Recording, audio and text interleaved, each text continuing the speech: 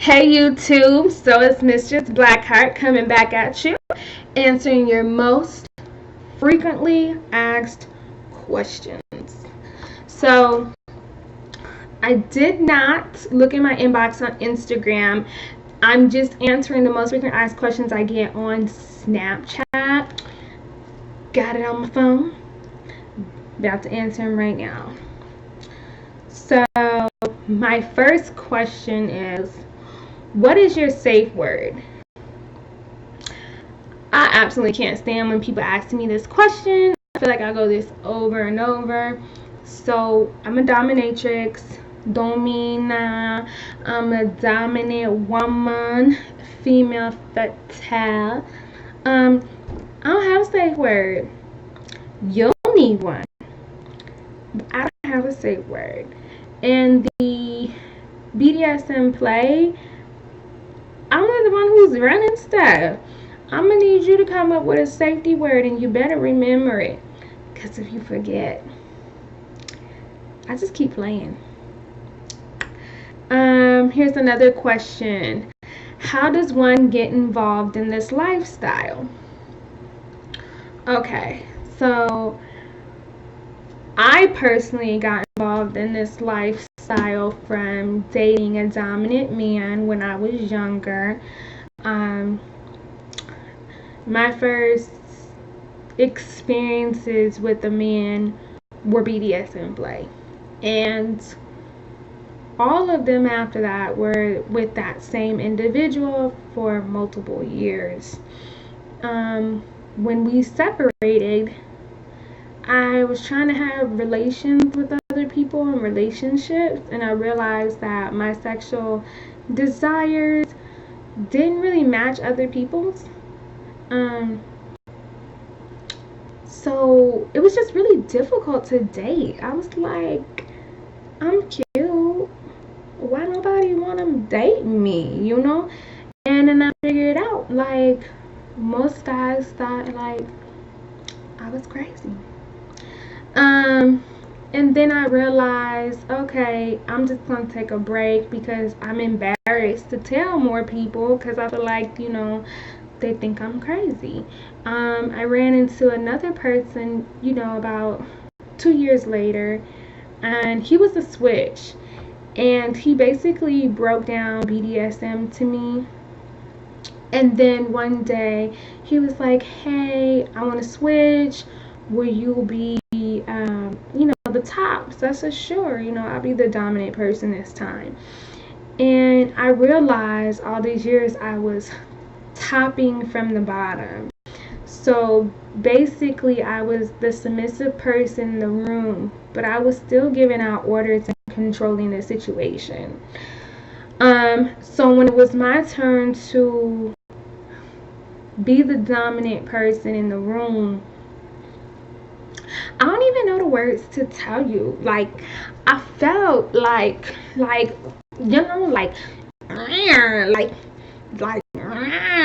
felt amazing. It was just, honey, it was just enticing. It was spectacular. It was amazing. So after that, I just refused to go back to being a submissive. Like, I found my calling,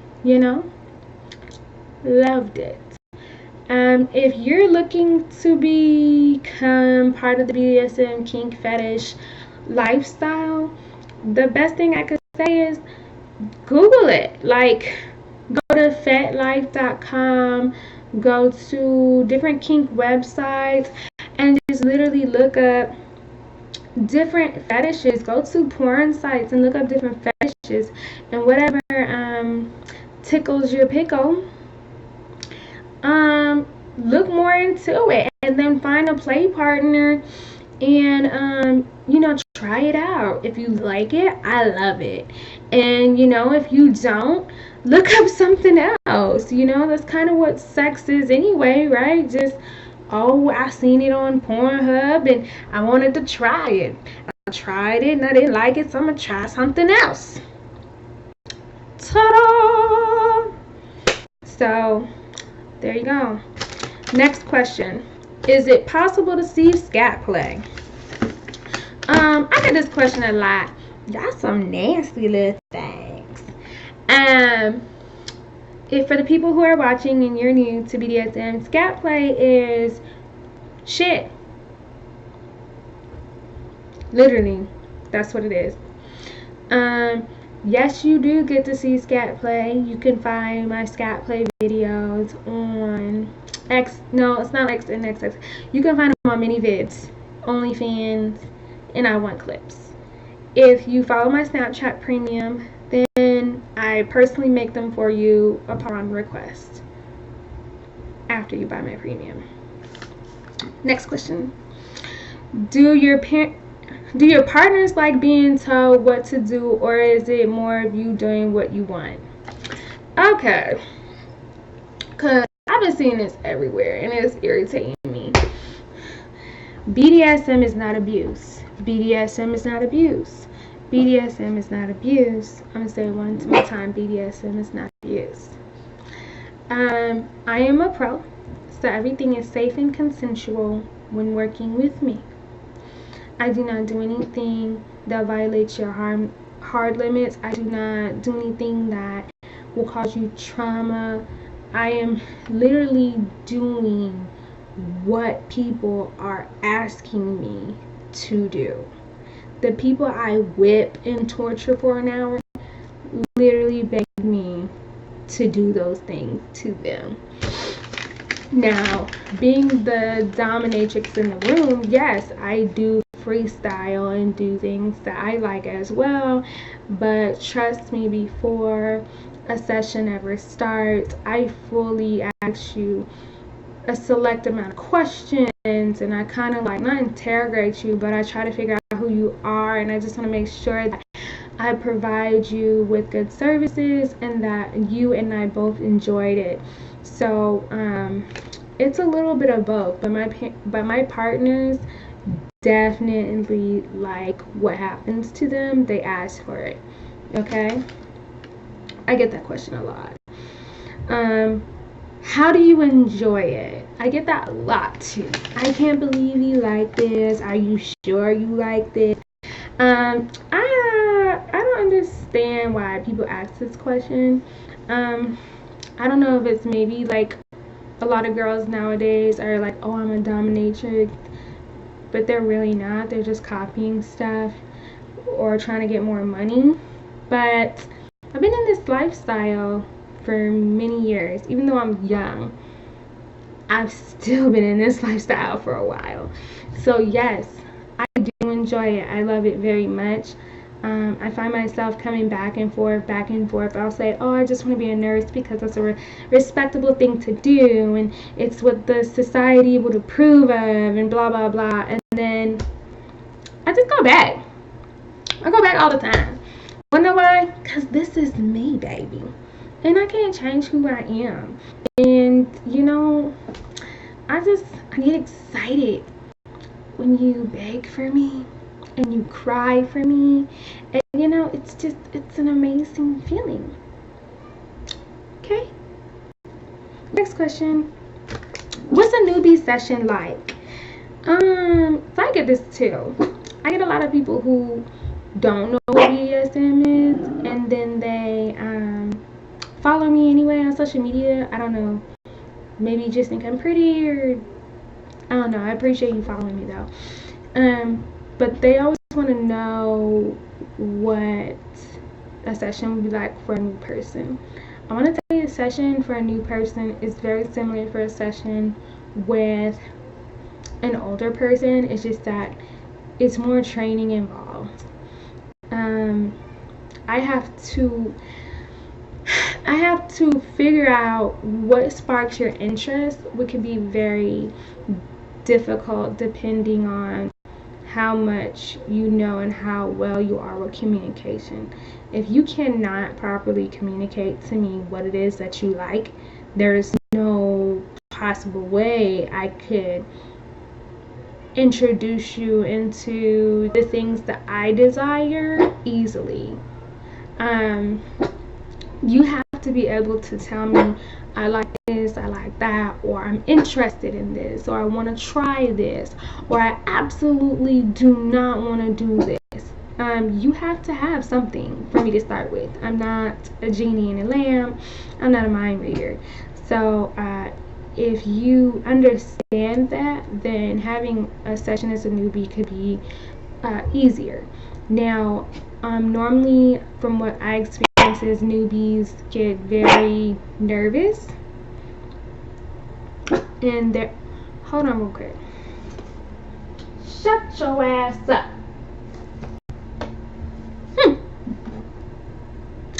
Like I was saying,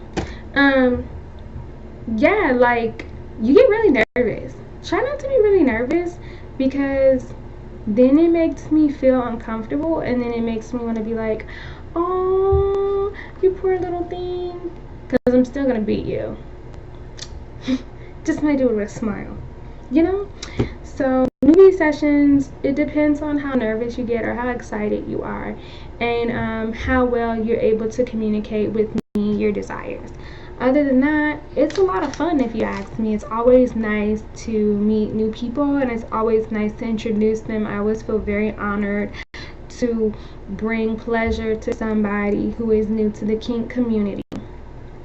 And I also do consultations, which you can sign up for on my website, and I can provide you all kinds of information during this consultation, and just figure out where we need to go to hit it off. Okay? Here's my number one. I should have put this at the top. Question: how much is a session? Everybody wants to know how much a session is. Sessions go by time, and I post those sessions on my website. I think the cheapest session I have is $280 an hour. And you can take me out for social events, shopping dates, work dates, lunch dates. If you just don't want to do anything BDSM with me, I offer those kind of activities where you just hang out with me and we could do something, I don't know, vanilla. Vanilla means regular, non-taboo.